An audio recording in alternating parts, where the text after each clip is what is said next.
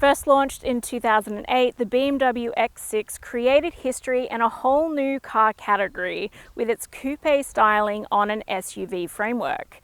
It's a polarizing design. You either like it or you don't. But the 2024 version has seen a facelift that sees improvements to the design, the technology, and the engine. This week I've been family testing the xDrive40i M Sport model to see how it compares against other luxury SUVs like the Mercedes-Benz GLE Coupe and the Audi Q8 Coupe. Stay watching.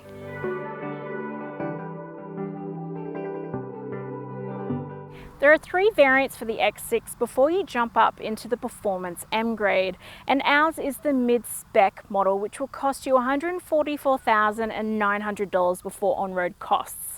That places it right in the middle of its rivals, and you get a well-specified model for the price tag. But our test vehicle has been fitted with a few extra options that do bump it significantly, but not outrageously for a premium SUV. Our test model also has the M Sport Package Pro fitted for an extra $2,308. That gives you a darkened grille and accents throughout the car, the M Sport exhaust system as well as the red calipers, and the signature M Sport coloured stitching on the seatbelts. But we're not done. On top of all the luxury items like the panoramic sunroof and the heated and electric front seats, you also have an enhancement pack fitted to this model for an extra $4,616. It does add some pretty good features though, like the crystal glass accents and the premium Harman Kardon surround sound system, as well as the 22-inch alloy wheels. You also get a tyre pressure monitoring system and a temporary spare tyre in place of the usual run-flat tyres, which I actually think is preferable. And there's only one paintwork colour option that's included. All the others do cost extra. So all up, with all the little extras that this model has, this will actually cost you closer to $170,000 drive away. The full specs are in my detailed written review at carsguide.com.au if you want more info. I'm not usually a fan of SUV coupes. The pinched bum on a raised platform just doesn't usually do it for me, but I actually quite like this one. The facelift has seen it become more athletic and just plain meaner looking than the previous version. I can cope with the slopey rear because it looks so hot everywhere else. The front looks sharper with the new adaptive LED headlights and the illuminated kidney grille. The grille itself is a lot larger than before, and all of the black intake vents across the car give it a sporty vibe. I also prefer the side mirror look now because it's lost that weird prong and just blends more seamlessly. The dashboard has been revamped with this new curved panel that houses the 12.3-inch digital instrument cluster and the 14.8-inch multimedia system.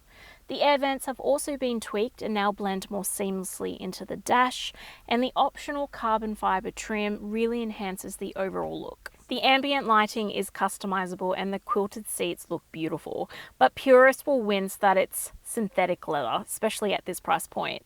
But it does feel quite nice. With that enhancement pack, you do get what some might call a chic feature with the crystal glass enhancements on the rotary dial and e-shifter, but this chick thinks it looks pretty snazzy. You know you're in a large SUV when you slide into this because there's plenty of room in both rows. But because this middle console sits quite high, I do feel like I'm getting tucked into the car, which makes it feel sportier than your average SUV. You get cloud-like comfort in these seats. They're very comfortable, and I like the extendable under-thigh supports and the electric adjustable side bolsters. You kind of feel like you're getting snuggled by the seat, which is great, but it makes for less movement when you hit corners. Individual storage in both rows is pretty good, and up front you get a dual middle opening console, as well as a glove box and a handy utility tray that houses the 2 cup holders and 2 phone pockets. But you also get a cute little pocket on the right hand side that will comfortably fit a wallet. The charging options are quite good in this row. You can choose between a 12-volt port or a USB-C or A port, as well as a wireless charging pad. Although I will note that it can be a little bit annoying to use the wireless charging pad when you're also using the cup holders. The steering wheel feels lovely under your hands, but even at its lowest setting, it just feels a tad too high for my liking. I do like how clear the head-up display and the digital instrument cluster is, and there's plenty of customizations in that cluster as well. The touchscreen is responsive, and you can also use the rotary dial to get around it, but there is a lot of information in this, and I think it would take a little while to get your head around it. Some users may be a bit flustered by it at first. The system has built-in satellite navigation, wide Android Auto, and wireless Apple CarPlay. But I did miss having just ordinary buttons for the climate control. It was a little bit annoying to have to access the touchscreen for them. The back seat offers plenty of head and legroom, even though it has a sloping roof and the sunroof, which is great. But I do feel that the outboarders have the most comfort, and I would reserve the middle seat as only a sometime seat for an adult.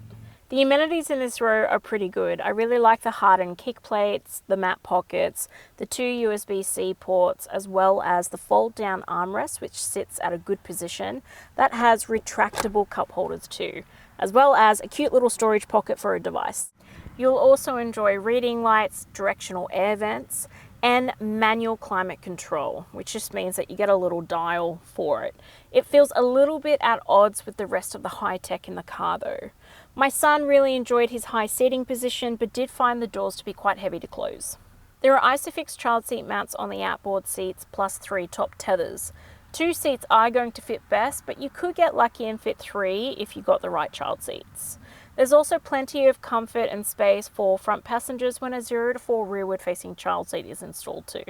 The boot is a really good size at 580 litres with all the seats in use. You've got a little lip at the loading bay with a very practical metal scuff plate, but otherwise the load space is nice and level. I really like that the back row has a 40-20-40 split as it opens up the storage options, as well as that optional temporary spare tyre underneath the floor, which again has a practical gas strut. As always, it's great having a powered tailgate, but this one is also hands-free, which is extra handy. The 40i M Sport has a 3-litre inline-6 turbo petrol engine with a maximum power output of 280 kilowatts and 540 newton meters of torque. Both of those figures are up from the previous model, but you also get a new hybrid system installed in this as well, which does help with the stop-start functionality when you're idling. This has an 8-speed auto transmission and is an all-wheel drive that can do a 0 to 100 kilometer sprint time in just 5.4 seconds. So yeah, it has plenty of power to have fun with.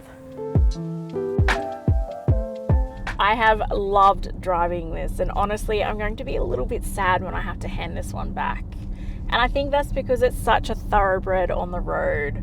It handles itself so well, it's very well balanced. And I also feel like the tires are just sort of glued to the road, even in wet weather. I mean, we had some shocking rain this week, and I always felt very confident in this car. You have plenty of power in this, enough to overtake and get up to speed without really thinking about it. And to be honest, it does handle like a much smaller and sportier car, but it never feels wild or reckless to drive. There's something very elegant and mature about the handling of this that I really like. Despite the massive wheels, the comfort in this is really good because of the air suspension. You still feel the road, which is really nice from a driving perspective, but even my passengers all commented this week at how well cushioned it feels. There's pretty much no road noise or wind noise in this, even at higher speeds. So it's a very pleasant cabin to do short or long journeys in. Only occasionally do you get a little bit of tire torque back on certain road surfaces, but otherwise it's nice and quiet. The steering is light enough that you don't feel like you're hauling around a massive SUV, but it's responsive enough that you can tackle a winding road with high confidence. And to be honest, very fun to go on a winding road in this. When it comes time to park this, you're going to be super happy because the 360-degree view camera system is the clearest and best that I've sampled. Add the front and rear parking sensors and no car space is an issue. And if you're not totally confident, you can always use the park assist feature to help you get into a car space. Oh, I love this camera system. Considering the hefty power of this thing, I was expecting this to be very thirsty, but it surprised me this week. The official combined fuel cycle is 9.3 litres per 100 kilometres, and my real-world usage came out at 8.8 litres. I did a lot more open road driving than I did city driving this week, but I did not hesitate to utilise the power of this thing. I'm really happy with that efficiency. It's got a big 83 litre fuel tank, and based on my usage, you should be able to see a driving range of roughly 943 kilometres, which is fantastic. The X6 has an extensive safety list, and I really like that it has an SOS emergency call button and front cross traffic alert, both of which are always good to have, but I think the latter is actually really good to have in the city or near driveways. The X6 hasn't been tested by ANCAP, so it is unrated, but it is based on the X5, which achieved a maximum 5-star ANCAP safety rating in 2018. This does only have 6 airbags though, which is quite low for a family car. My detailed written review at carsguide.com.au will go into more details on the safety specs. Like its rivals, the X6 comes with a 5-year unlimited kilometre warranty, and you can also pre-purchase a servicing plan for up to 5 years or 80,000 kilometres, whichever occurs first, for a flat $2,400, or an average of $480 per service, which is very reasonable for this class. Servicing intervals are also good at every 12 months or 15,000 kilometres. I was not expecting to like this X6 as much as what I have. It's still a polarizing design, but I think the facelift will definitely throw more people towards liking it than disliking it. I love how practical the cabin and boot space are, and also just how it nails all of the premium elements that you expect at this level. But the driving and handling are totally what win me over, and this gets an 8.3 out of 10 from me. My son loves this one and doesn't want to hand it back, so he naturally gives it a 10 out of 10. But even my husband piped up on how much he likes this one, so that's saying something. The full review is at carsguide.com.au if you want more information, and I'll see you next week.